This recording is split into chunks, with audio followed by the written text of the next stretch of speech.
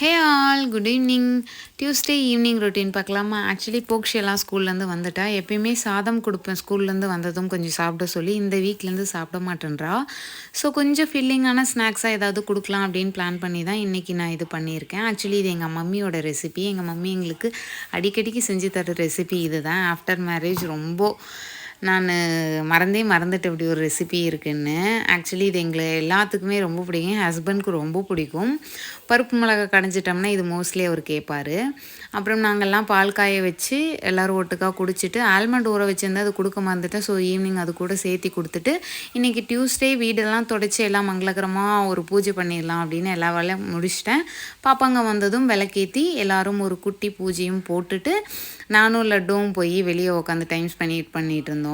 Actually போக்ஷி வந்து உள்ளே home work பண்ணிகிட்டு இருந்தா. இவ எழுதவே விட மாட்டேன்றா. ஸோ அதனால் வெளியே போயிருந்தோம். இன்றைக்கி எங்கள் டே இப்படி தான் போச்சு. நெக்ஸ்ட் டேட்டில் மீட் பண்ணுறேன். பாய்.